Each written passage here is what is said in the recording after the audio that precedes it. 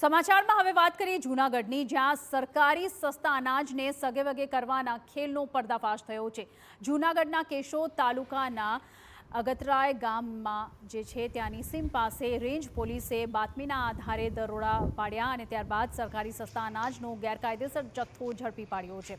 Somnath hotel પાસે આવેલા એક ભાડાના ગોડાઉનમાંથી 10,250 કિલો ઘઉં અને 12,500 કિલો ચોખા મળી કુલ 5,17,000થી વધુનો મુદ્દામાલ કબજે કરવામાં આવ્યો છે।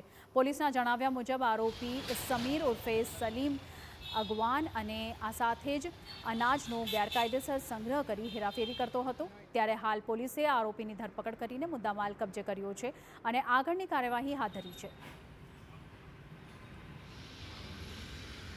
ગેરકાયદેસર અનાજના જથ્થાનો સંગ્રહ કરે છે તે હકીકત આધારે સદરુ ગોડાઉનમાં રેડ કરતા સદરુ ગોડાઉનમાંથી ઘઉં તથા ચોખાનો અલગ અલગ કુલ 62,750 કિલો જથ્થો મળી આવેલ, જે જથ્થાની કિંમત 5,17,500 રૂપિયા થાય છે।